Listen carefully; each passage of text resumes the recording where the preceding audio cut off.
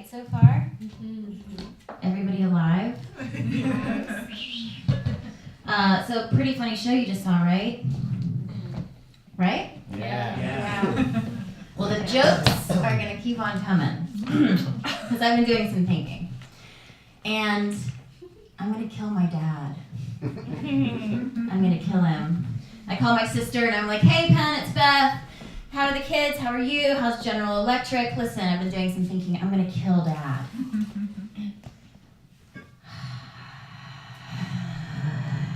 Do you really want the weight of our father's death on your conscience?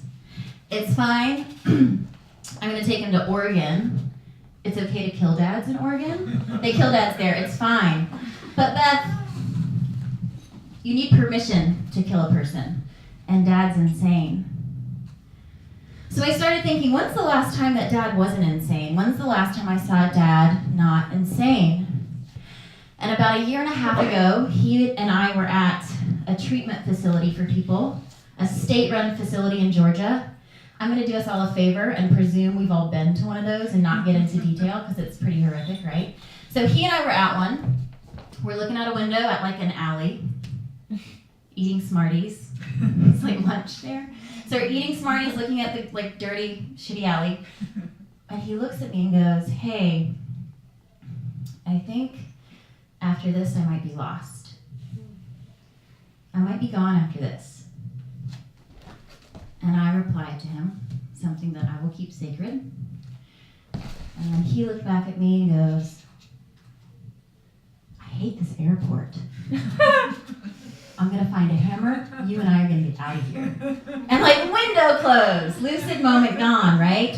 Could not get the permission I needed to kill him at that moment. So we've been moving Dad around a lot the past couple years. He had to move out of the house that he lived in with my mom. And the first place we moved him was like a traditional nursing home. Like nice, like plush carpet and like drapes and wallpaper and activities. Canasta at 4, TV at 5, lunch at 5:30, breakfast at 3 a.m., like whatever. So we moved him in, and he was there for about 3 days, and I get a phone call one morning. I'm getting ready for work, and the lady closed, and I get a phone call. It's Martha from Sunrise Kingdom. "Miss Malone, we had to arrest your dad today." "What? You arrested a person with frontal lobe dementia? You put him in handcuffs in a cop car?" "Well, Beth, he threatened his neighbors with cutlery." Yeah. Sounds serious. "And then, Beth, he tried to throw pots out the windows. We're on the 4th story." "That sounds scary. But then he also ripped all the drapes off the walls." "Okay. And then, Beth, he pulled all the old ladies out of their wheelchairs." "All the old ladies?" "Really?" And she was so upset because I was just like, he's such a fucking cowboy. I love it. He's fighting. So he got kicked out of that place. One arrest and you're done from Sunrise Kingdom. So bad. So we finally moved him into the place he's in now, which is just for people with Alzheimer's or dementia. And when we first moved him in, we were like, we're in the clear. He really likes it here. And I went to see him one day. I brought a ginger ale. We're sitting outside, and he's like, "I love engineering school." And I'm like, "Yeah, it's awesome." And he's like, "Did you see the beach on the way in?" And I'm like, "I did see the beach. It's awesome." There's no beach, okay? Then he's drinking this Heineken, or this ginger ale, and he's like, "Man, I love Heineken." And I'm like, "Me too. It's good." And he's like, "I love Philadelphia." And I'm like, "Me too. I'm going there soon." But something happens, right? And you guys can imagine something happens when you live in captivity, and that's where he is. His brain deteriorates, and we knew that was going to happen, but something happens very physically to the body, and it kind of starts to fall over, kind of like a dorsal fin, right? It starts to hunch in on itself, and you just kind of collapse. And then pairing that with like a cocktail of antipsychotic drugs, those drugs turn your muscles into stone. And so my pop kind of now spends his days hunched over, but stretched out and hunched like this. It's really hard to see, right? So I walked in one day, and I looked, and I saw him sitting in the corner, and I noticed that he was wearing this outfit, this like onesie unitard that zips in the back, and I was like, what is that? And he couldn't get out of it, and it looked to me like a straitjacket. And I got so upset and went to the nurse's desk, and I'm like, why is Dad wearing that onesie baby thing? Get him out of that baby suit. Like, what's happening with that? Get him out of that thing. And she was like, Beth, calm down. He's been urinating everywhere. He's peeing in Mr. Fowler's drawers. He's peeing here. He's just urinating. And I'm like, he's not urinating. He's a man. Get him out of that onesie thing. I can't stand to see him in that. And then I paused, and I looked at her face. And it was really exhausted. And I recognized the exhaustion in that face.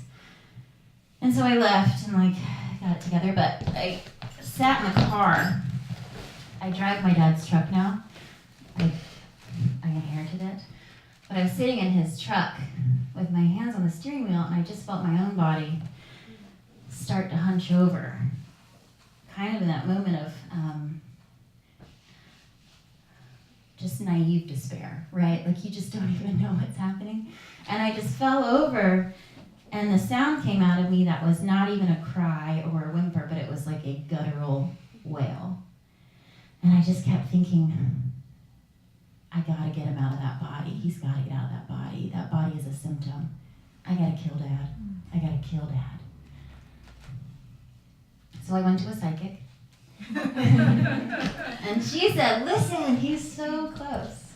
Just tell him to go. Tell him it's time to go. It's okay. I was like, all right, I can do that. So for like a month, I would wake up in the morning and I would pray, dear sir, please take Dad. Dear madam, please take Dad. To whom it may concern, please just take Dad. It's time to take Dad. Dad, it's time to go. Let's kill Dad. So I went to visit him one day, and I brought a ginger ale, right? I show up, and I see him sitting down. He's sitting, and I'm like preparing my speech for him, the departing speech. But he starts drinking a little ginger ale first. And he starts drinking it, and it's a strong one. It's not like Schweppes, which is what I typically get. It's a little fancier. And he's drinking it, and it's this fiery ginger ale. And he starts sneezing, and the sneeze pops his head back and his eyes open and bring him back to life. And he's drinking it and sneezes and sparks back to life, and he's drinking and sneezing and sparking and drinking and sneezing and sparking and snot and sneezing and sparking and snot and It's happening over and over and over again, and I can't believe it. And I'm watching him, and I've never seen him so alive, not in such a long time. And I look at him, and the snot's happening, and the most amazing thing happens.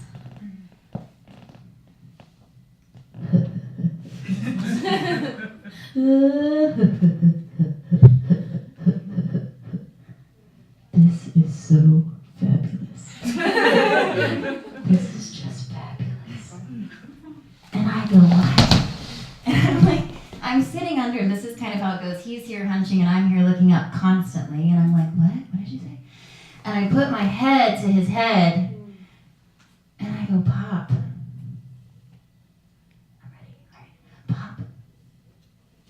I miss you. And he goes, I miss you too. And then I just fall over. And I put my head on his knee. And I start thinking, I'm like, maybe it's just better if he and I reassume the role of father and daughter. I am not this man's mother, and I am certainly not his God. And so I sat there, so grateful for his body, and it smells so bad. It smells so sour. But I'm so grateful it's there, and I'm so grateful his spirit is still attached to it. So I sit up. I'm going to go back to work, Dad. Okay. I'll see you tomorrow. Okay. You know, this is a nice hacienda. It is, Dad.